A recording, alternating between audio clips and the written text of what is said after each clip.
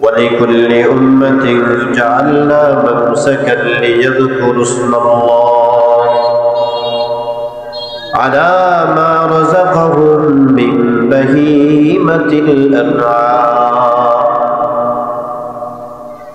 الله رب العالمين বলছেন ولكل أمة جعلنا منسكا এ দুনিয়ার মানুষ আমি আল্লাহ তাআলা প্রতিটা জাতির মানুষের জন্য যুগে যুগে কুরবানি নামক একটা আমল আমি আল্লাহ তাআলা দান করেছিলাম।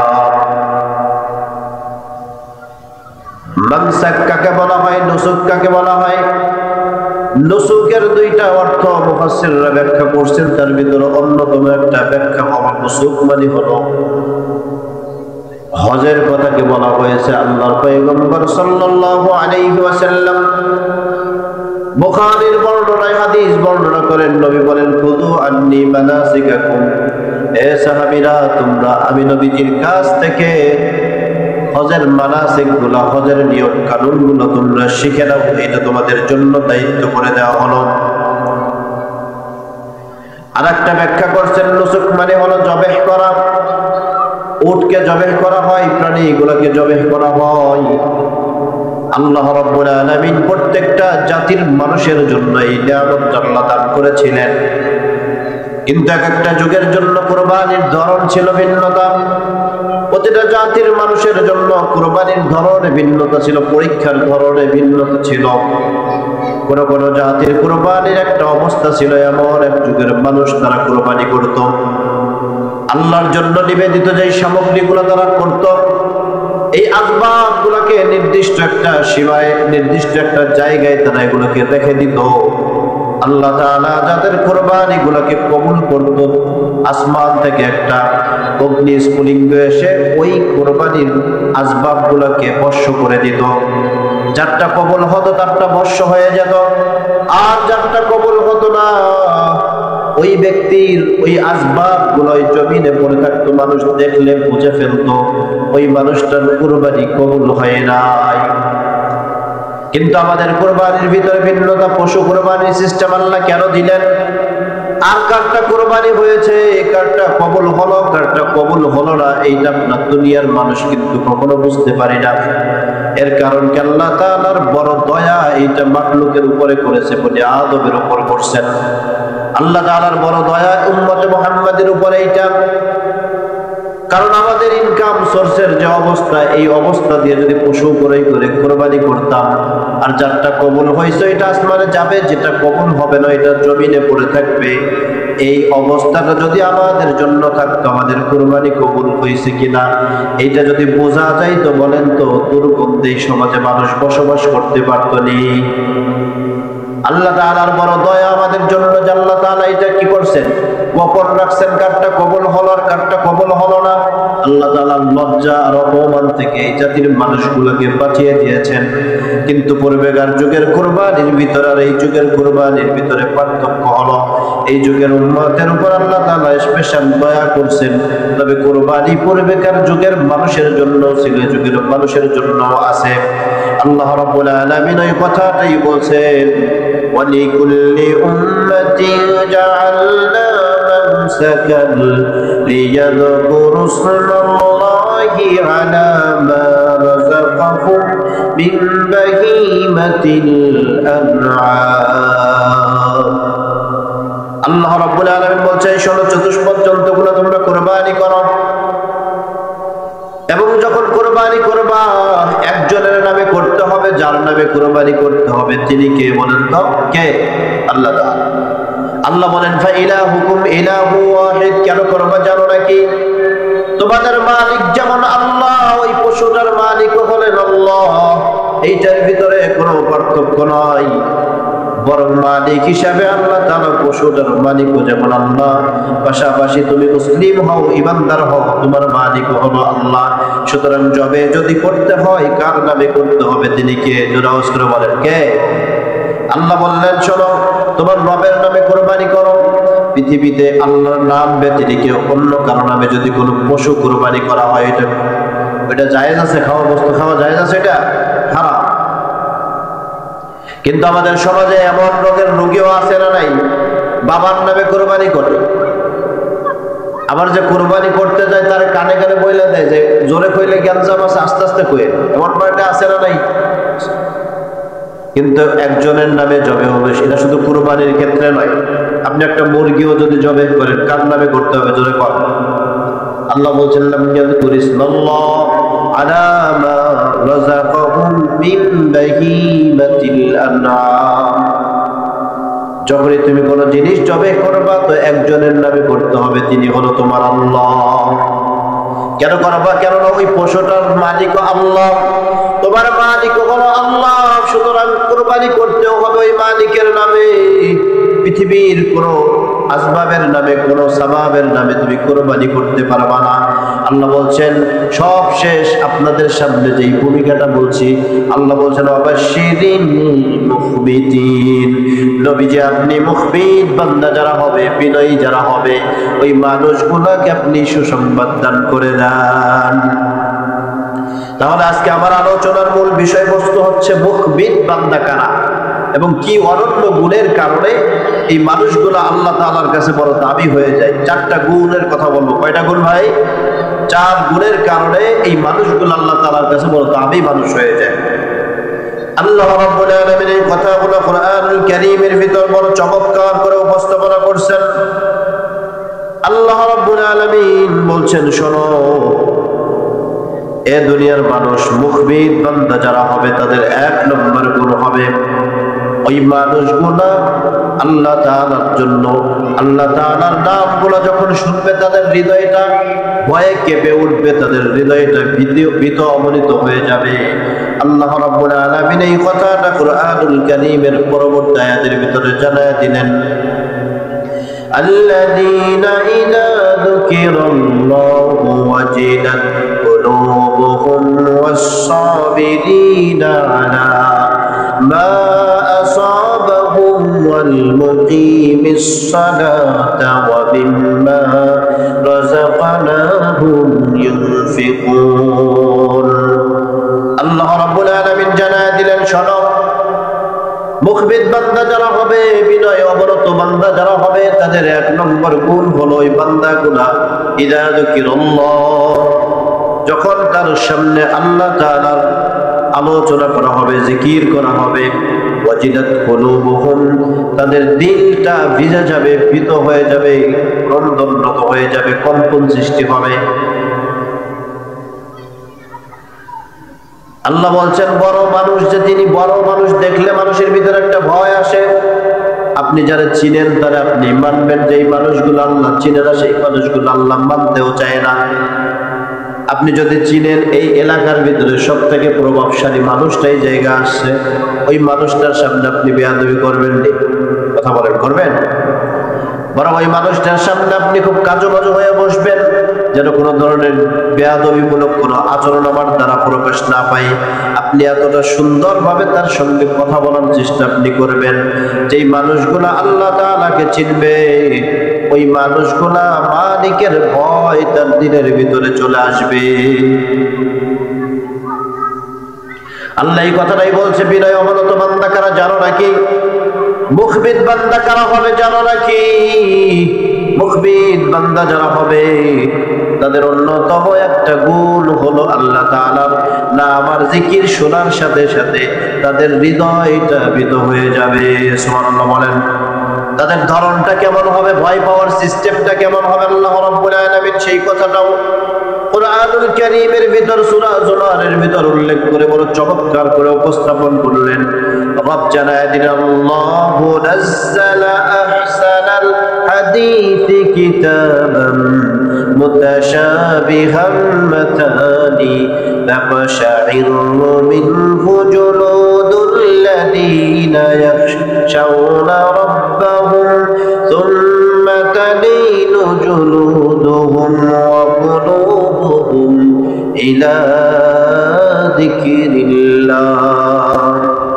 আল্লাহ রাব্বুল আলামিন জানায় দিলেন, নবীজি আল্লাহ তাআলা এমন এক কিতাব নাযিল করে দিয়েছেন, যেই কিতাবটা আল্লাহু নাযালা আহসানাল হাদীসি কিতাবাম মুতাশাবিহাম মাতানি, আল্লাহ তাআলা এমন এক অভূতপূর্ণ কিতাব পৃথিবীর মানুষের জন্য দান করে দিয়েছেন, যেই কিতাবের ভিতরে প্রত্যেকটা জায়গায় জায়গায় পাটে পাটে মানুষের জন্য রয়েছে শিক্ষা, মানুষের জন্য রয়েছে এমন এমন ঘটনাবলী, যেই ঘটনার মাধ্যমে মানুষগুলা হিদায়াতের ট্রাকের দিকে পথ চলতে শুরু করে দেয়। সুবহানাল্লাহ বলেন।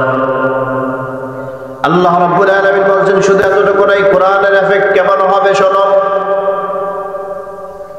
আল্লাহ বলছেন তাকশাইরু মিনহু জুলুদুল্লাযীনা ইয়াখশাউনা রাব্বাহুম, যেই ব্যক্তির হৃদয়ের ভিতরে ঈমান আছে, ঈমান থাকার কারণে ওই মানুষগুলোর সামনে কুরআনুল কারীমের তিলাওয়াত যখন করা হবে তাদের শরীরের পশমগুলো দাঁড়িয়ে যাবে। কথা কার? জোরে আওয়াজ করে বলেন, কার কথা? আল্লাহর কথা। আল্লাহ বলছেন তাকশাইরু মিনহু জুলুদুল্লাযীনা ইয়াখশাউনা রাব্বাহুম, তাদের চামড়াগুলো কুঁচকে যাবে, শরীরের পশমগুলো দাঁড়িয়ে যাবে। কেন দাঁড়াবে? আল্লাহ বলছেন আল্লাহর ভয়ে। আর যেই ব্যক্তির ভিতর আল্লাহর ভয় আছে, যেই ব্যক্তিটা বিনয় অবনত হবে, আল্লাহ বলছেন ওই ব্যক্তির ঈমানটা সাথে সাথে বৃদ্ধি পেতে শুরু করে দিবে। সুবহানাল্লাহ বলেন। আল্লাহ রাব্বুল আলামিন এই কথাটা কুরআনুল কারীমের ভিতর সূরাতুল আনফাল এর 2 নম্বর আয়াতের ভিতর বড় চমৎকার করে এই ব্যাপারটা উপস্থাপন করে জানায় দিলেন মুমিন হবেন যারা, এই মানুষগুলোর ভিতর আল্লাহ তাআলা টোটাল 5টা গুণের কথা বলেছেন। এই 5 গুণ অর্জন করবেন যারা পুরস্কার পাবেন 3টা। কয়টা? জোরে আওয়াজ করে বলেন, 3টা। আল্লাহ রাব্বুল আলামিন বলছেন মুমিনের গুণ বর্ণনা করতে গিয়ে বলেন ইন্নামাল মুমিনুনা আল্লাযীনা ইযা যুকিরাল্লাহু ওয়াজিলাত কুলুবুহুম। আল্লাহ রাব্বুল আলামিন বলেন শোনো, যেই নিশ্চয় মুমিন হলো তারা যাদের সামনে আল্লাহ তাআলার জিকির করা হবে সাথে সাথে ওই হৃদয়টা ভীত হয়ে যাবে। এরপর আল্লাহ বলেন শোনো, মুমিনের আরেকটা গুণ হলো ওয়াইদা তুলিয়াত আলাইহিম আয়াতুহু যাদাতুহুম ঈমানা। আল্লাহ বলছেন এই মানুষগুলোর সামনে কোরআনের আলোচনা যখন করা হবে ওই মানুষগুলোর ঈমানটা শুধু বাড়তেই থাকবে। সুবহানাল্লাহ পড়েন। আল্লাহ বলছেন কাদের ঈমান বাড়বে? কাদের ভাই? ঈমানদারের ঈমান বাড়বে, কোন বেঈমানের ঈমান কিন্তু বাড়বে না। এজন্য কোরআনের মজলিস হওয়ার পরেও যেই মানুষগুলো কোরআনের মজলিসে বসতে পারে না, আসতে পারে না, বুঝতে হবে দেখতে মুসলমান হলেও আইডি কার্ডে যদি নামও থাকে আল্লাহর দাপ্তরিক নামে তারা মুমিন হিসেবে না। ঠিক কিনা? জোরে কর। বাস্তবতা এটাই। আল্লাহ বলছেন কোরআনের আকর্ষণ তাকে টেনে আনবে। কোরআন শুনবে যেই ব্যক্তির ঈমান বৃদ্ধি পাবে, যেই কোরআনের আকর্ষণ আর যেই ঈমান আপনাকে কল্যাণকর কাজ আল্লাহ তাআলার এই জান্নাতের বাগানে বসার মতন তৌফিক আপনাকে দেয় না, আপনি কি করে ভাবলেন ওই কোরআন আর ওই নামাজ, ওই রোজা আর হজ যাকাত আল্লাহর জান্নাত পর্যন্ত আপনাকে নিবে? ঠিক কিনা? জোরে বল। সম্ভাবনা নাই। এজন্য ঈমান যদি তাজা থাকে, আল্লাহ রাব্বুল আলামিন বলছেন মুমিন যিনি হবেন ওই ব্যক্তির সামনে কোরআনের আলোচনা যখন হবে ওই মানুষগুলোর ঈমানটা বৃদ্ধি পেতে থাকবে। আল্লাহ বলছেন ওয়াইদা তুলিয়াত আলাইহিম আয়াতুহু যাদাতুহুম ঈমানা। আল্লাহ বলছেন কোরআনের তিলাওয়াত তার উপরে এমন ভাবে এফেক্ট করবে শুধু ঈমানটা বৃদ্ধি পাইতেই থাকবে। সুবহানাল্লাহ পড়েন। আল্লাহ বলেন ঈমান বৃদ্ধি হয়েছে কাদের জানো নাকি? সাহাবীদের জীবনের দিকে তাকাও। হযরত ওমর এবং আবু বকরের দুইজনের ডিফারেন্ট তিলাওয়াতের ধরন ছিল। হযরত খলিফাতুল মুসলিমিন ওমর খুব উচ্চ আওয়াজে তিলাওয়াত করতেন, হযরত আবু বকর আস্তে আস্তে করে তিলাওয়াত করতেন। নবীজি একদিন রাতের বেলায় বের হয়েছেন সাহাবীদের আমল দেখার জন্য। পয়গম্বর আরবি সাল্লাল্লাহু আলাইহি ওয়াসাল্লাম যখন ঘুরে ঘুরে দেখছেন হযরত ওমরের বাড়ির কাছাকাছি এখনো নবীজি যায় নাই, দূর থেকে শোনা যায় হযরত ওমর তার আওয়াজ দিয়ে জোরে জোরে কুরআনুল কারীমের তেলাওয়াত করছে। কিছুক্ষণ পরে যাইতে যাইতে হযরত আবু বকরের বাড়ির পাশ দিয়ে যখন যায় নবীজি শুনলেন আবু বকর গুনগুন আওয়াজে ছোট ছোট আওয়াজে কোরআন তেলাওয়াত করে। আল্লাহর পয়গম্বর সাল্লাল্লাহু আলাইহি ওয়াসাল্লাম রাতের বেলায় এই দৃশ্যটা দেখে চলে গেলেন নবীজি আমার। সকাল বেলা ফজরের পর হযরত ওমর আর আবু বকরের ডাক দিয়ে বললেন ওমর, আবু বকর দুইজনে বসো, তোমাদের সঙ্গে কথা আছে। আল্লাহর নবী সাল্লাল্লাহু আলাইহি ওয়াসাল্লাম আবু বকর ওমরকে প্রশ্ন করলো, কি ব্যাপার? রাতের বেলায় বের হলাম, দুইজনের কোরআনের তেলাওয়াতের ধরন দেখলাম ভিন্ন ভিন্ন, কারণটা কি বলো তো দেখি। হযরত ওমর ডাকতে বলে, ইয়া রাসূলুল্লাহ, রাতের বেলা আমি জোরে উচ্চ আওয়াজে তেলাওয়াত করেছি, কারণ হলো আমার ইচ্ছা আমার তেলাওয়াতের মাধ্যমে আর একজন ভাইয়ের ঘুম ভাঙবে, সেও তেলাওয়াতে শরীক হবে, আর একজন ভাইয়ের কানে আওয়াজ চলে যাবে, সেও নামাজে শরীক হবে। সুবহানাল্লাহ পড়েন। তাদের চিন্তা চেতনা সবসময় পজিটিভ ছিল। হযরত আবু বকরকে এবার জিজ্ঞাসা করলো, কিরে আবু বকর, তুমি কেন আসতে করলা, কারণ কি বলো? হযরত আবু বকর ডাক দিয়ে বলে, ইয়া রাসূলুল্লাহ, আমি এমন কোন মালিকের গোলামি করি না যেই মালিক আসতে বললে শোনে না। ইয়ালামুল জাহরা ওয়া মা ইয়াখফা, আমার মালিকরা আসতে বললেও যিনি শোনেন তিনি কে? জোরে আওয়াজ করে বলেন। জোরে বললেও যিনি শোনেন, আসতে বললেও যিনি শোনেন তিনি হলেন আমার আল্লাহ। সুতরাং আমি এমন কোন মালিকের ইবাদত করি না যেই মালিক আমার কথাগুলো শুনবে না, বুঝবে না। আমি শুধু আল্লাহর সন্তুষ্টির জন্য যেহেতু তেলাওয়াত করেছি, এজন্যই আমি আস্তে আস্তে তেলাওয়াত করেছি, আমার মালিক শুনেছে। আমি যত তেলাওয়াত করি আমার ঈমানের পাঠটা শুধু বৃদ্ধি পাইতেই থাকে। সুবহানাল্লাহ পড়েন। এজন্য আবু বকরের মতন ঈমানওয়ালা যদি হওয়া যায়, আল্লাহ রাব্বুল আলামিন বলছেন মুমিন ব্যক্তি ওই ব্যক্তি হবে যেই ব্যক্তি তেলাওয়াত শুনলে তার ঈমান বৃদ্ধি পাইতে থাকবে। 3 নম্বর গুণ হলো ওয়া আলা রাব্বিহিম ইয়াতাওয়াক্কালুন, ওই ব্যক্তি সর্বক্ষেত্রে একজনের উপরে ভরসা করবেন, যিনি কে?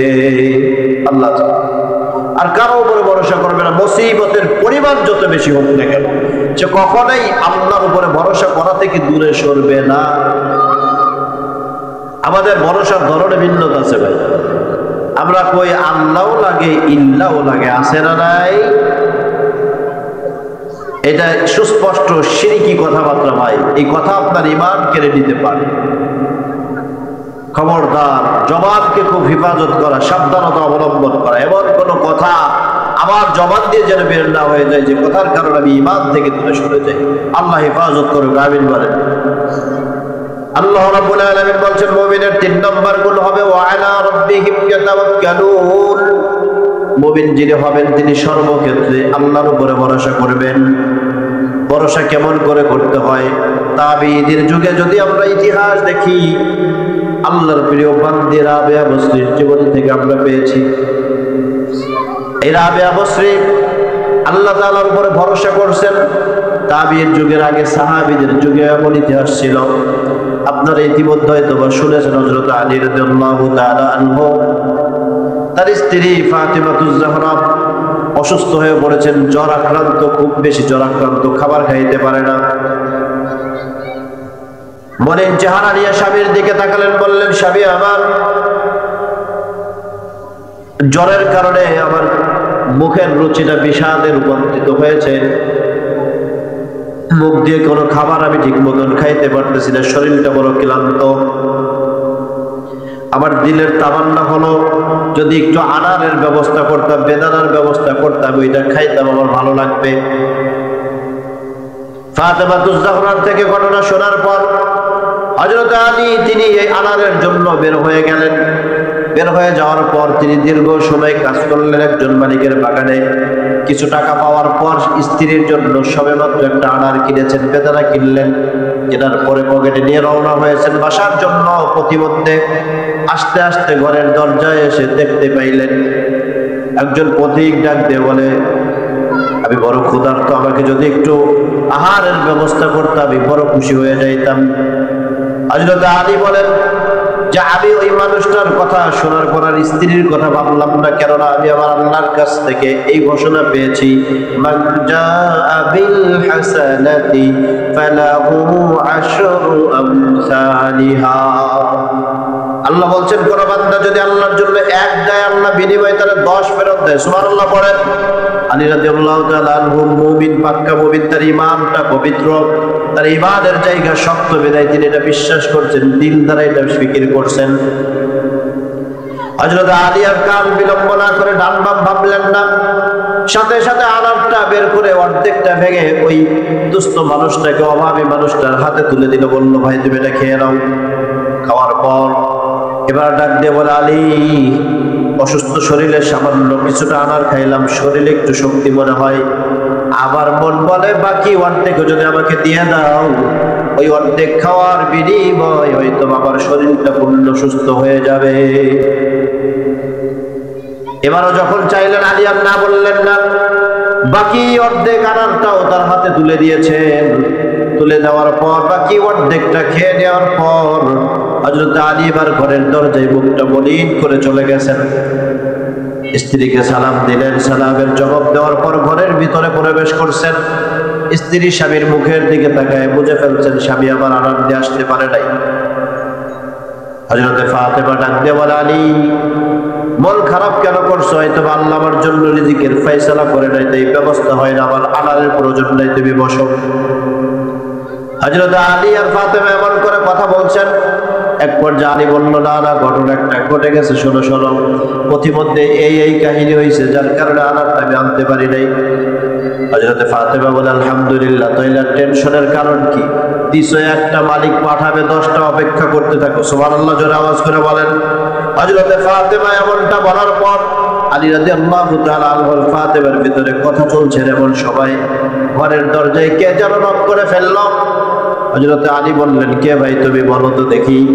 দরজা খুলে দেখা যায় হযরত সালমান ফারসি রাদিয়াল্লাহু তাআলা আনহু মাথার ভিতরে গুনে গুনে 10টা আনারের একটা টুকরি নবীজি তাকে দিয়ে দিলেন। নবীজির কাছে এক জুড়ি আনার আসছে। আল্লাহর পয়গম্বর বলছেন, একটা নয়, দুইটা নয়, তারা 10টা গুনে গুনে বলল, সালমান তুমি এটা দিয়ে আসো। সালমান ফারসি ছিলেন বৃদ্ধ সাহাবী, বুদ্ধিমান সাহাবী।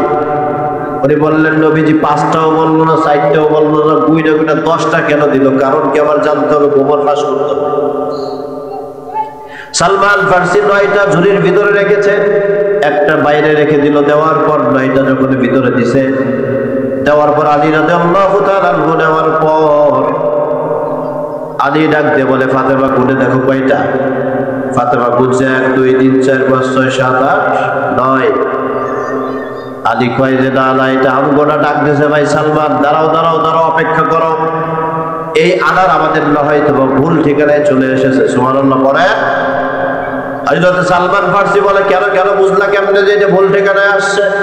আরে নবীজি তো আমাকে তোমার কথাই বলেছে, আমি তো আলী ঘরও চিনি, আলীকেও চিনি, ভুল হওয়ার তো কোনো সম্ভাবনা নাই। তাহলে এমনটা কেন হলো? বলে, না না, এটা আমার হতে পারে না। আবার আল্লাহ বলছে, মান জাআ বিল হাসানাতি ফালাহু আশরু আমসালিহা। কোন বান্দা যদি আল্লাহর জন্য 1 দেয়, বিনিময়ে 10 ফেরত যিনি দিবেন তিনি কে? আল্লাহ তাআলা এটা করবেন, আমার বিশ্বাস। সুতরাং 9টা যেহেতু আসছে, এটা ভুল জায়গায় আসছে, এটা আমার সম্পদ না, এইটা হয়তো অন্য কারো। সুবহানাল্লাহ পড়ে। সালমান ফারসি এবার পকেটের ভিতর হাত ঢুকাইছে, বাকি একটা আনার বাইর করে গেবে, এইটা তোমার 10টা। এই গোবরটা জানার জন্যই আমি এই কাজটা করছি। সুবহানাল্লাহ পড়েন। তাহলে 1-এর বিনিময়ে 10 দেয়। ভরসা করছেন যিনি, তিনি কে? আলী রাদিয়াল্লাহু তাআলা আনহু। যার উপরে ভরসা করছেন তিনি কে? আল্লাহ। তো ভরসা করার মতন করবে, এটা মুমিনের একটা অন্যতম সিফাত। আল্লাহ বলেন, ওয়া আলা রাব্বিহি ইয়াতাওয়াক্কালুন।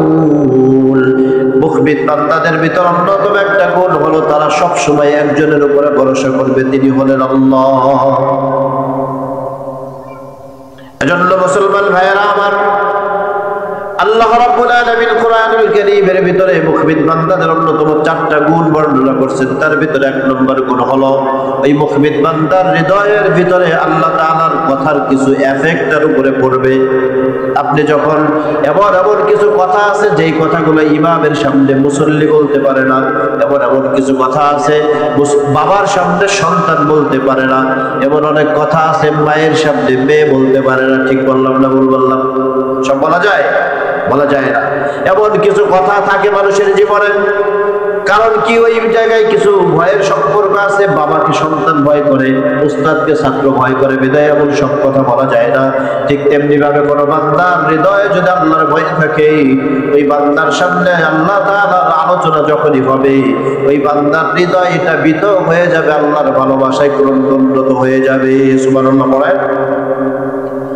এরপর আল্লাহ রাব্বুল আলামিন মুখবিত বান্দার 2 নম্বর গুণ আল্লাহ বললেন, الذين إذا ذكر الله وجلت قلوبهم والصابرين على ما أصابهم والمقيم الصلاة আল্লাহ রাব্বুল আলামিন বলছে শোনো সর্ব জায়গায় সে ধৈর্য ধারণ করবে আল্লাহর দিকে তাকায় সুবহানাল্লাহ পড়েন কোন দিকে সব জায়গায় ধৈর্য ধারণ করবে সন্তান অসুস্থ হইলেও ধৈর্য ধারণ করবে মুসিবত আসছে তারপরেও ধৈর্য ধারণ করবে ধৈর্য ধারণ যদি করতে পারো এটা মুখবিত বান্দার অন্যতম একটা গুণ দুনিয়ার কোন মানুষ সহজেই ধৈর্য ধারণ করতে যে পারে না এইটাও আল্লাহ তাআলার পক্ষ থেকে বড় একটা নিয়ামত ঠিক কিনা জোরে কোন এটা সবাই পারে ধৈর্য ধারণ করতে পারা এটা আল্লাহ তাআলার পক্ষ থেকে বড় ধরনের একটা রূপ আল্লাহ রাব্বুল আলামিন বলেন সাবিরিনা আলা মা আসাবাহুম ওই বান্দার উপরে যেই মুসিবত আসুক না কেন ওই বান্দারা ধৈর্য ধারণ করবে মুসলিমের বর্ণনায় হাদিস আসছে 7229 নম্বর হাদিসের বর্ণনায় বিশ্বনবী সাল্লাল্লাহু আলাইহি ওয়াসাল্লাম পৃথিবীর মানুষের জন্য একটা আশ্চর্যজনক হাদিস বলছেন নবীজি নিজেও আশ্চর্য হয়ে বলেন আজাবাল লিল মুমিন ইন আমারাকুল্লাহ নবী করিম সাল্লাল্লাহু আলাইহি ওয়াসাল্লাম বলেন এই শোনো মুমিনের ক্যারেক্টারটাই হলো একটা আশ্চর্যজনক ক্যারেক্টার সুবহানাল্লাহ পড়েন নবী বলেন ইল আমারাকুল্লাহু মুমিনের পুরা জীবনের ক্যারেক্টার চরিত্রটাই হলো একটা আশ্চর্যজনক চরিত্র আল্লাহর নবী সাল্লাল্লাহু আলাইহি ওয়াসাল্লাম ডাক দিয়ে বলে শোনো ওই ব্যক্তিগুলোর চরিত্রটা কতটা বেশি আশ্চর্যজনক তুমি জানো নাকি নবী আলাইহিস সালাম বলেন ওই তাদের অবস্থাটা হলো এমন ইল আমারাকুল্লাহু খায়র তার জীবনে যা কিছু আছে সব কিছুই তার জন্য কল্যাণকর সুবহানাল্লাহ বলেন আল্লাহ নবী সাল্লাল্লাহু আলাইহি ওয়াসাল্লামের পরে হাদিসের বাকি অংশ বলেন ওয়ালাইসা যালিকা ইল্লা লিআহাদিল লিল মুমিন এই গুণটা মুমিন ছাড়া আর অন্য কারো ভিতরে থাকবে না অন্য আর কেউ এই গুণটা পাবে না নবী করিম সাল্লাল্লাহু আলাইহি ওয়াসাল্লাম এর পরে বলেন আসাবাতু শাররাহু শাকারা ওই ব্যক্তির কাছে যখন কোনো কল্যাণকর জিনিস আসে ওই বান্দাটার সাথে সাথে আল্লাহর কাছে কৃতজ্ঞ হয়ে যায় সুবহানাল্লাহ পড়েন এরপরে নবী আলাইহিস সালাম বলেন শোনো ফাকানা খায়রান লাহু এটা তো তার জন্য কল্যাণকর এরপরে নবী বলেন ওয়াইল আসাবাতু দাররা ওই মানুষের কাছে যখন কোনো অকল্যাণ আসে নবী আলাইহিস সালাম বলেন সবর এই ব্যক্তিটা সবর করতে থাকে আল্লাহর নবী বলেন খায়রান এইটাও তার জন্য কল্যাণকর সুবহানাল্লাহ পড়েন অর্থাৎ তার জীবনে মুসিবত আসছে সে সবর করবে নিয়ামত আসছে সে কৃতজ্ঞ হয়ে যাবে উভয়টাই তার জন্য আল্লাহ তাআলা নিয়ামত বানায় দিয়েছে নবী কয় আজাবাল লিআমরিল মুমিন আরে মুমিনের ক্যারেক্টারটাই হলো আশ্চর্যজনক ক্যারেক্টার সুবহানাল্লাহ জোরে আওয়াজ করে বলেন এজন্য আমাদের জীবনে আমরা অনেক সময় মুসিবতগুলোকে বিপদ মনে করি কিন্তু আল্লাহ তাআলা মুসিবতগুলো কেন দেন রবটাকে বান্দাটাকে কাছাকাছি দিতে চাই নিকটবর্তী বানাইতে চাই অনেক সময় অনেক জিনিস চাইতে চাইতে আমরা ক্লান্ত হয়ে যাই তারপরও মালিক দেয় না এর কারণ ছোট্ট একটা উদাহরণ দিলে সহজে বুঝবেন ছোট্ট ছোট্ট বাচ্চাদের আদর বাবা মার ভালো লাগে কি লাগে না ভাই ভালো লাগে না এই ছোট বাচ্চাগুলো দেখবেন আপনি যখন ঘুমায় থাকেন ওদের সব কিছু ভালো লাগে মা বাপের ঘুম ভালো লাগে মা বাপ ঘুমাইলে দেখবেন দাড়ি টানবো জামা ধরে টানবো মায়ের চুল ধরে টানে শরীরের উপর লাফায় লাফায় উঠে এই দৃশ্য দেখছেন না আপনারা ভাই এটা আমার সাথে মাঝে মাঝে হয় মাহফিলে গেলে রাত্রে আসতে তো অনেক দেরি হয় রাত্রে দেরি হলে সকালের দিকে একটু ঘুমাইলে মোটামুটি আল্লাহ রহমতে নিয়ত করে যে আজকে 11টা পর্যন্ত একটা ঘুম দেবো ওই ঘুম আল্লাহ রহমতে 7টার ভিতরে শেষ ঘুমানো মাত্র যা দেখা যায় যে মেয়ে আসতে যে বুকের উপর ওঠে ওইটা এরকম দারিদ্রে টানবো এখানে একটু চুমা দেয় করে সেই ঘুম তা কারণ কি তা ও যখনই বুকের উপর আসছে তো আমার ঘুম ভাঙা কিন্তু শেষ আমি ওর ডাকে কিন্তু সারাদিনে কারণ কি আমি চোখ খুললে ও আর এটা করবে না কারণ ওর আদরটা তো আমার ভালোই লাগে ঠিক না ঠিক তেমনি ভাবে আল্লাহ তাআলার কাছে বান্দা যখন কোনো জিনিস চায় মুসিবত দেয় আল্লাহ কয় যে শোন তুই যে মুসিবত থেকে পরিত্রাণের জন্য দোয়া করছস আল্লাহ আমার সন্তানটা অসুস্থ তুমি সুস্থ করে দাও মালিক যদি সুস্থ করে দেয় তোর তো ডাকাটা কি বন্ধ হয়ে যাবে কিন্তু আমি আল্লাহ তো তোর তুই বান্দার ডাক শুনতে ভালো লাগে এই জন্য অপেক্ষা করি দেরি করি তুই ডাকতে থাক আমার ভালো লাগে সুবহানাল্লাহ আল্লাহ তাআলার নামের ডাকের ভিতর মজা আছে না নাই জোরে আওয়াজ করে বলেন হযরত ইব্রাহিম খলিলুল্লাহ আলাইহিস সালাম আল্লাহ তাআলার নামের প্রতি কত বেশি মজার ভালোবাসা তিনি দেখাইছেন। আপনার আমার পয়গম্বর আরবি সাল্লাল্লাহু আলাইহি ওয়াসাল্লামের ব্যাপারে আল্লাহ তাআলা শব্দ চয়ন করছেন হাবিবুল্লাহ, আর ইব্রাহিম আলাইহিস সালামের ব্যাপারে শব্দ চয়ন করছেন খলিলুল্লাহ। হাবিবুল্লাহর খলিলুল্লাহর ভিতরে সূক্ষ্ম দুইটা পার্থক্য আছে। হাবিবুল্লাহ বলা হয় এমন বন্ধুকে যেই বন্ধুর জন্য আমার মালিক আল্লাহ সবকিছু করতে পারেন, সুবহানাল্লাহ বলেন। আর খলিলুল্লাহ কাকে বলা হয়? এমন বন্ধু যেই খলিল আল্লাহর জন্য সবকিছু করতে পারে, সুবহানাল্লাহ বলেন। দুইটাই দামি গুণ কিন্তু ভাই। হযরত ইব্রাহিম আলাইহিস সালাম আল্লাহ তাআলার জন্য কত ডেডিকেটেড ছিলেন, তার হৃদয়ের ভিতরে আল্লাহর জন্য ভালোবাসা কত বেশি ছিল। ঘটনা বর্ণনা হয়েছে আল্লাহর পয়গম্বর ইব্রাহিম খলিলুল্লাহ আলাইহিস সালাম তিনি যে আল্লাহকে ভালোবাসেন এই ব্যাপারটা নিয়ে জিবরাইলের সঙ্গে আল্লাহ তাআলার কথা হলো। জিবরাইল আলাইহিস সালাম বললেন, আল্লাহ এত মানুষ দুনিয়া এত পয়গম্বর পাঠাইলেন, ইব্রাহিমকে কেন খলিলুল্লাহ বানাইলেন? ঘটনা কি জানতে চাই। আল্লাহ তাআলা বললেন, জিবরাইল ঘরে বসে বসে ঘটনা বুঝবা না, তুমি ইব্রাহিমের কাছে চলে যাও, তাহলে সব ক্লিয়ার হইব। তবে সরাসরি যাইও না, কিছুটা সময় অপেক্ষা করো, শুধু একটা কাজ করবা, দূর থেকে আমার নামের একটু আওয়াজ দিবা, সুবহানাল্লাহ বলেন। হযরত ইব্রাহিম আলাইহিস সালামের ঘর থেকে অদূরেই বসে আছেন। হযরত জিবরাইল আলাইহিস সালাম বারবার বলছেন, আল্লাহু কারীম, আল্লাহু কারীম শব্দটা যখন হযরত ইব্রাহিম আলাইহিস সালামের কানের ভিতরে চলে গেছে, ইব্রাহিম আলাইহিস সালামের দিলটা বড় পাগল হয়ে গেছে। তিনি আর চুপ করে বসে থাকতে পারলেন না। আল্লাহর নামের মজা আর আকর্ষণ তার হৃদয়টাকে টেনে নিয়ে গেল। হযরত ইব্রাহিম আলাইহিস সালাম ঘর থেকে বের হয়ে গেছেন।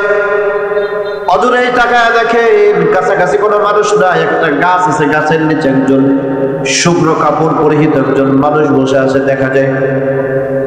ইব্রাহিম আলাইহিস সালাম এবারে আওয়াজটাকে অনুসরণ করে করে গাছটার নিকটবর্তী হয়ে গেল। নিকটবর্তী হওয়ার পর হযরত ইব্রাহিম আলাইহিস সালাম শুধু শুনতেছিলেন, আল্লাহু কারীম, আল্লাহু কারীম, এই শব্দগুলো বারবার শুনতেছে। আর ইব্রাহিম আলাইহিস সালামের দিনের ভালোবাসারও বাড়তেছে। এবার গিয়া যখন জিবরাইল আলাইহিস সালাম বুঝে ফেলছে ইব্রাহিমের দিনে ভালোবাসা বাড়ছে, উথাল পাতাল শুরু হয়েছে, তো জিবরাইল আলাইহিস সালাম আওয়াজ বন্ধ করে দিলেন। হযরতে ইব্রাহিম আলাইহিস সালাম এবার পাগল হয়ে জিবরাইলকে ডাকতে বলে, ভাই জিবরাইল আওয়াজ কেন বন্ধ করলা? আওয়াজ বন্ধ করো না ভাই, তোমার জবান থেকে আল্লাহু কারীম শব্দটা বড় মজা লাগে, বড় চমৎকার লাগে। আর একবার একটু আল্লাহু কারীম নামের শব্দটা আমাকে শোনায়া দাও। জিবরাইল আলাইহিস সালাম এবার সুযোগ পেয়ে গেল, ডাকতে বলে, ইব্রাহিম আল্লাহর নাম শোনাইলে বিনিময়ে আমাকে তো কিছু দিতে হবে, এমনিতে তো তোমার শোনানো যাবে না।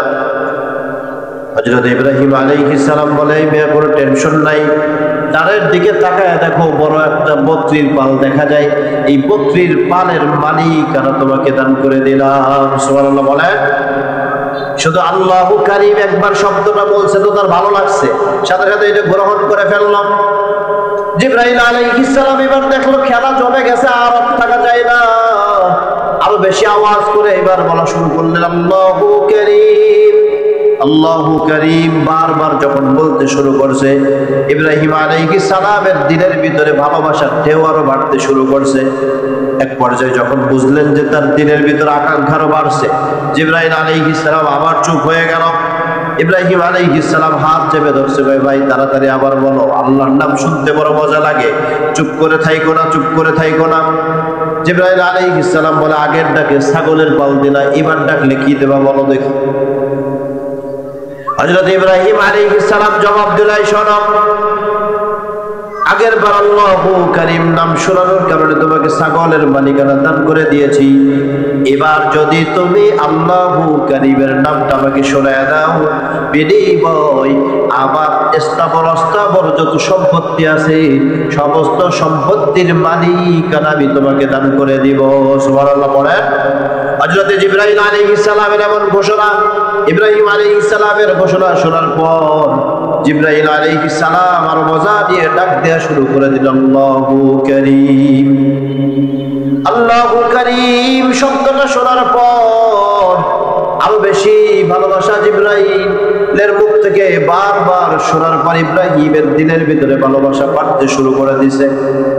আবার বলে, ভাই তুমি থেমো না, বারবার বলো রবের ডাক, যতবার শুনি ততবারই আমার কাছে বড় মজা লাগে আর বড় ভালো লাগে। তুমি আবার বলো আল্লাহু কারীম। বারবার যখন বলতেছিল এক পর্যায়ে এবার আবার জিবরাইল তাকে সুযোগটা নিয়ে ফেলছে, ভাই শোনো শোনো, আর বলতে পারবো না, যদি বলি তোমার যা ছিল সবই তো দিয়ে দিলাম, এবার আমার দিবাটা কি বলো তো দেখি। সুবহানাল্লাহ পড়েন। জিবরাইল আলাইহিস সালাম এমন কথা শোনার পর ইব্রাহিম আলাইহিস সালাম ডাক দিয়ে বলে, ভাই শোনো, একটাকে ছাগলের মালিকানা দিলাম, দ্বিতীয়টাকে সম্পদের মালিকানা দিয়ে দিলাম, তৃতীয়টাকে তোমাকে নিরাশ করবো না। আমি ইব্রাহিম যতদিন পর্যন্ত এই জমিনে বেঁচে আছি ততদিন পর্যন্ত আল্লাহর নামের ডাক শোনার বিনিময়ে সারা জীবনের জন্য তোমার গোলাম হয়ে যেতে চাই। আল্লাহু আকবার বলেন। চমৎকার ভাবে তিনি এই বিষয়টা আল্লাহ তাআলার নামের প্রতি যে ভালোবাসা হৃদয়ে তিনি এটা আলিঙ্গন করছেন। বারবার এটা বলার পরে জিবরাইল আলাইহিস সালাম বলে যে, ভাই আর আপনার সঙ্গে আমার নাটক করার প্রয়োজনীয়তা নাই, আমি দুনিয়ার নরমাল কোনো মানুষ নয়, আল্লাহ তাআলা আমাকে আমি জিবরাইল আপনার কাছে আসছে আপনার পরীক্ষার জন্য। সুবহানাল্লাহ পড়েন। আল্লাহর কাছে আমি প্রশ্ন করছিলাম, আল্লাহ ইব্রাহিম আপনার তো প্রিয় কেন? আল্লাহ কইছে যাইয়া নিজে যায় পরীক্ষা করে দেবে। সুবহানাল্লাহ। আল্লাহর নামের ভিতর মজা আছে না নাই ভাই? মজা আছে। তুমি রবের নামের ভিতর কি করো? মজা করো। যদি তুমি মজা খুঁজতে পারো তাহলে আল্লাহ তাআলা তোমাকে কি করবে? দিলটাকে প্রশান্ত করে দেবে। আমরা অনেক সময় মুসিবত মনে করি যেটাকে, কিন্তু আল্লাহ তাআলা ওই জায়গায় মুসিবত রাখে না। জিবরাইলের মাধ্যমে ইব্রাহিমের যে পরীক্ষা করলেন, এই পরীক্ষার মাধ্যমে দুনিয়ার দেখা দৃষ্টিতে মনে হয় বিরাট মুসিবতে পড়ে গেল, কিন্তু আল্লাহ তাআলা তার মাকামটাকে আরো বাড়ায় দিয়েছে। ঠিক কিনা জোরে বলেন। ইউসুফ আলাইহিস সালাম আমরা দেখছি জেলখানায়, কিন্তু আল্লাহ জেলখানায় তারা কেন রাখলো? রাখার কারণ হলো যে আল্লাহ তার মাকাম বাড়াইতে চায়। ঠিক কিনা জোরে বলেন। যদি জেলখানায় নাই যাইতো তাহলে জুলেখার সাথে এত কাহিনীও ঘটতো না, জামা টানও দিত না। আল্লাহ তাআলা আশ্চর্যজনক ঘটনা ঘটায়া 7টা তালা খুলে আল্লাহ তাআলা তারে মুক্তও করতো না। ঠিক কিনা জোরে বলেন। এই যে ঘটনাটা ঘটাইছে আল্লাহ ঘটাবে বিদায়ী তারা জেলখানায় নিয়েছে, কিন্তু দেখা দৃষ্টিতে মনে হয় যে ইউসুফের লাইগা মনে হয় বড় কষ্ট হয়ে গেল। এজন্য মুসলমান ভাইয়েরা আমার, আল্লাহ রাব্বুল আলামিন মুখবিত বান্দার অন্যতম গুণ বর্ণনা করতে গিয়ে তিনি বলেন, 2 নম্বর মুখবিত বান্দা যারা হবে, বিনয় অবনত বান্দা যারা হবে, আল্লাহ রাব্বুল আলামিন বললেন, আল্লাযীনা ইযা যুকিরাল্লাহু ওয়াজিলাত কুলুবুহুম ওয়াস-সাবিরিনা আলা মা আসাবাহুম। আল্লাহ রাব্বুল আলামিন বললেন, শোনো, শুধুমাত্র তারা আল্লাহর নাম শুনলে ভীত হবে ব্যাপারটা এমন নয়। সর্বপ্রকার মুসিবতের ভিতরে ওই বান্দাগুলা একমাত্র একজনের উপরে সবর করবেন। তিনি কে? জোরে আওয়াজ করে বলেন, কে? আল্লাহর উপরে। এরপর আল্লাহ বলছেন 3 নম্বর তাদের কোয়ালিটি হবে, আল্লাহ বলছেন শোনো, আল মুকিমিস সালাতি ওয়া মিম্মা রাযাকনাহুম ইউনফিকুন। আল্লাহ রাব্বুল আলামিন জানায় দিলেন তাদের 3 নম্বর কোয়ালিটি হবে, নরমাল কোন কোয়ালিটি নয়। ওই বান্দাগুলা সদা সর্বদা নামাজের প্রতি তারা মনোযোগী হবে। আমরা নামাজ কায়েম মানে বুঝি যে শুধুমাত্র নামাজ প্রতিষ্ঠার চেষ্টাটা সমাজে করব। অনেকে তো নামাজ কায়েম দিলের কামাই করে ফেলায়। অনেকে ওই সবে বরাতে পড়ছি আর আল্লাহ বাঁচায় রাখলে আগামী সবে বরাতে পড়বো, ভিতরে সব কাফারা। এমন বন্ড আছে না নাই? আল্লাহ তাআলা নামাজ কায়েমের কথা বোঝাতে গিয়ে কোরআনুল কারীমের ভিতর চমৎকার করে উপস্থাপন করে রব জানায় দিলেন, সালাতা কানাত আলাল মুমিনিনা কিতাবাম মাওকুতা। আল্লাহ রাব্বুল আলামিন বলছেন, এই দুনিয়ার মানুষ নিশ্চয় নামাজ কায়েম মানে হলো আল্লাহ তাআলার পক্ষ থেকে নির্ধারিত সময়ে, নির্ধারিত পদ্ধতিতে, নির্দিষ্ট স্থানে, নির্দিষ্ট কিছু সিস্টেমে আল্লাহ তাআলার কুদরতে পায়ে সিজদা দেওয়ার নাম হলো নামাজ। সুবহানাল্লাহ পড়েন। তো যেই মানুষগুলো বলে আমরা দিনের কামাই নামাজ পড়ি, নামাজ প্রত্যেকদিন পড়া লাগে না, আয়াতে একবার পড়লেই চলে, বাবার দরবারে দুই একবার গেলেই চলে, নামাজের দরকার নাই, এমন ইন্টারন্যাশনাল লেভেলের বন্ডই সমাজে আছে না? জোরে আওয়াজ করে বলেন, আছে না ভাই? নামাজের ক্ষেত্রে যত চুলকানি, কিন্তু নামাজ যারা আমরা পড়ি তাদের নামাজের কোয়ালিটি গুলো সুন্দর নাই। আল্লাহ তাআলা বলছেন নামাজ যখন পড়বা সবরের অন্যতম একটা ভাগ আল্লাহ বলছেন আস্তাঈনু বিস-সাবরি ওয়াস-সালাহ ওয়া ইন্নাহা লাকাবীরাতুন ইল্লা আলাল খাশিঈন। আল্লাহ রাব্বুল আলামিন বলছেন এই শোনো, তোমরা যখন নামাজ আদায় করবা, নামাজের ক্ষেত্রে তোমাদের জন্য সবর থাকে ভিতরে, ধৈর্যের সাথে নামাজ পড়বা। আমাদের নামাজের কোয়ালিটি হলো রুকু দিছি তো উঠছি, সুবহানাল্লাহ সুবহানাল্লাহ আছে না নাই? জোরে কর। তিনবার মাত্র কি কয় সুবহানা রাব্বিয়াল আলা বলার ওটা আইটেম নাই। 1 মিনিট 45 সেকেন্ডে 4 রাকাত শেষ, এমন মুসল্লি আছে না নাই সমাজে? আমাকে 2 রাকাত হয়ে মানে না, বেতের শেষ দিয়ে আল্লাহর নামে রওনা হয়ে যায়, এমন পাবলিকও আছে না নাই? চাচারা যদি জিজ্ঞাসা করে চাচা নামাজ যে বললেন কি দিয়ে বললেন, জ্ঞান পড়ছি তো। কি পড়ছেন? তাসবিহগুলো কর, সুবহানাল্লাহ সুবহানাল্লাহ সুবহানাল্লাহ। আছে নাই পার্টি? সুবহানা রাব্বিয়াল আলা পড়ার মতন পাবলিকও নাই। সঠিকভাবে যদি আপনি 3 বার করেন, এই ট্রেডিশনাল নামাজ পড়া বাদ দিতে হবে। আপনি যদি এইগুলা মোটামুটি করেন তাহলে আপনার মোটামুটি 70% নামাজ ঠিক হয়ে যাবে। 1 নম্বর আপনাকে যেটা করতে হবে, ট্রেডিশনাল 3 বার যে সুবহানা রাব্বিয়াল আলার আযীম পড়ে এটা বাদ দিতে হবে। কমপক্ষে পড়তে হবে 5 বার বা 7 বার। কয়বার? জোরে আওয়াজ করে বলেন, কয়বার? কমপক্ষে কয়বার পড়বেন? 7 বার। এরপরও যদি আপনার নামাজে এদিক সেদিক মন মানসিকতা চলে যায়, আপনার জন্য করণীয় হলো সোজা হয়ে দাঁড়ায় আছেন, ডান দিকে 3 বার থুতু দিবেন, আউযুবিল্লাহ মনে মনে পড়ে। এরপরে দেখবেন ইনশাআল্লাহ নামাজ শেষ, ঠিক হয়ে যাবে। করা যাবে না ইনশাআল্লাহ? নামাজে যাদের মনোযোগ নাই তাদের জন্য এটা দায়িত্ব।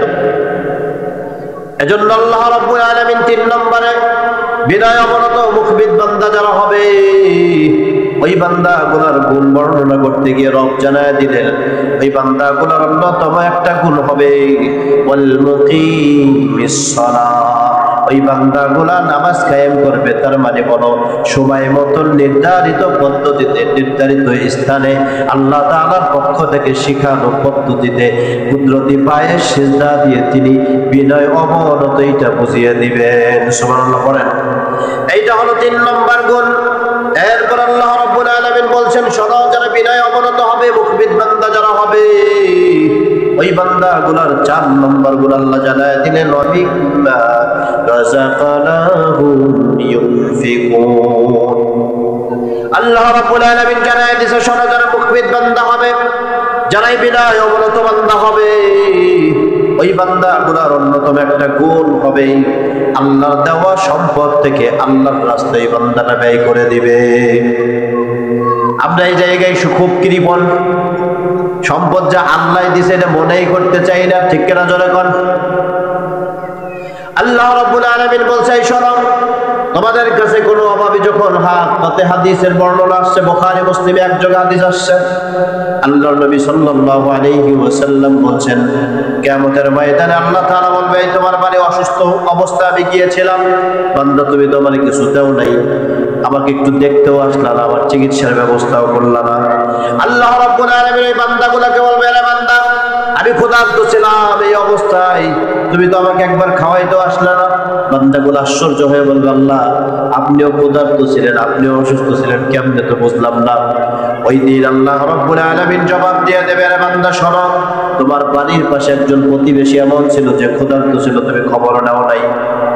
তোমার বাড়ির পাশে এমন অসুস্থ মানুষ ছিল যে চিকিৎসা করার মতন টাকা তার কাছে ছিল না, কিন্তু তারপরেও তুমি ওই ব্যক্তির জন্য কোনো ব্যবস্থাপনা নাও নাই।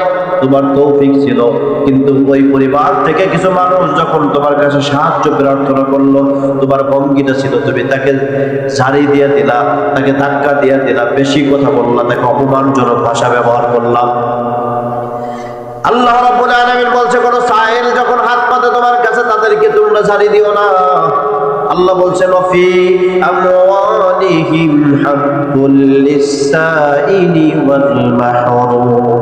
আল্লাহ বলছে এই বান্দা শোনো, তোমার কাছে কোনো সাইল কোনো যে ব্যক্তি চেয়ে খায়, যেই মানুষ দুর্দশার ভিতর আছে হাত পাতে খায়, ওই মানুষগুলোকে তোমরা কখনোই বঞ্চিত করো না। এরপর আল্লাহ বলছে শোনো, আম্মাল ইয়াতীমা ফালা তাকহার ওয়া আম্মাস সাইলা ফালা তানহার। আল্লাহ বলছেন যদি কোনো মানুষ তোমার কাছে সাহায্যের জন্য হাত বাড়ায় দেয়, এরে বান্দা তুমি ওই বান্দাগুলোকে জারি দিয়ে তোমার দরজা থেকে তাড়ায়া দিও না। এমন অনেক মানুষ আছে যেই মানুষগুলোকে আল্লাহ তাআলা অঢেল সম্পদ দিয়েছে, তার ঘরের দরজায় যাইতেই পারে না। কুরবানির দিন বাইরে জবে করছে গরুটা বানানোর জন্য ভিতরে নিয়ে গেট লাগাইছে যেন কোনো মানুষ এসে হাত করতে না পারে। এমন পাবলিক এই সমাজে আছে না নাই? জোরে কর, কারা করে এইগুলো ভাই? কারা করে? আর একদিকে তাকায় লাভ নাই। এখন থেকে যেটা অপরাধ দেখবেন বলবেন আমরাই করি। কারা করে? জোরে কর, কারা? আমরাই এই দলের লোক।